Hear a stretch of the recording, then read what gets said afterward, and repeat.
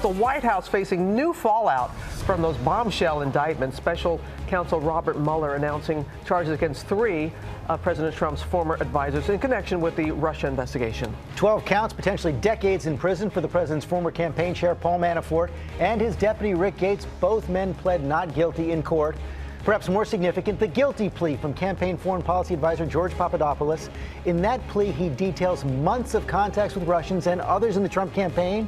He has been secretly cooperating with the special counsel since his arrest in July. And our team in Washington covering every angle of the story, and our chief White House correspondent, Jonathan Karl, starts us off. Good morning, John. Good morning, Robin. The president is just now responding on Twitter to the news that his former policy advisor, George Papadopoulos, pleaded guilty to lying to investigators about his contacts with Russians during the campaign. The president tweeting, "Few people knew the young, low-level volunteer named George, who was already proven to be a liar." Hours after news of the special counsel indictments broke, President Trump emerged from the White House to trick or treat. But he made no comment on the indictment of the man who ran his campaign. His chief of staff, however, told Laura Ingraham on Fox News that most of the White House staff isn't concerned. I think the staff is very comfortable with simply serving the nation. The vast majority of the staff would have nothing to do with any of this kind of thing. But Kelly also made it clear the White House wants Mueller to finish his investigation quickly.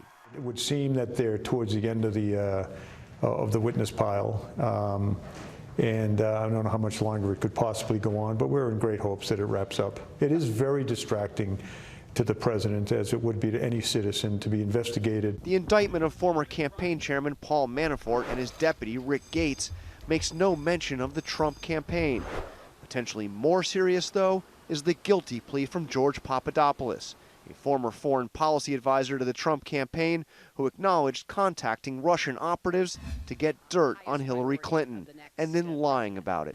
The White House said Papadopoulos played an unpaid and very limited role during the campaign. But then candidate Trump once personally praised Papadopoulos in a Washington Post interview. George Papadopoulos, he's an oil and energy consultant, excellent guy. And soon after, Trump shared this photo of the two at the same table in a March 31st national security meeting. We've been saying from day one there's been no evidence of Trump-Russia collusion, and nothing in the indictment today changes that at all. But the George Papadopoulos agreement is about the campaign. It is specifically about the campaign. It has nothing to do with the activities of the campaign. It has to do with his failure to tell the truth. As for the president himself, he took to Twitter to say the special counsel should really be investigating Hillary Clinton. Sorry, but this is years ago, before Paul Manafort was part of the Trump campaign. But why aren't crooked Hillary and the Dems the focus? The White House press secretary was asked yesterday if the president would consider issuing pardons to Paul Manafort and Rick Gates. She said it's too early to begin talking about pardons. But, George, the White House is certainly not ruling it out. Did not rule it out at all. Okay, John, thanks very much. Hi, everyone. George Stephanopoulos here. Thanks for checking out the ABC News YouTube channel. If you'd like to get more videos, show highlights, and watch live event coverage, click on the right over here to subscribe to our channel. And don't forget to download the ABC News app for breaking news alerts. Thanks for watching.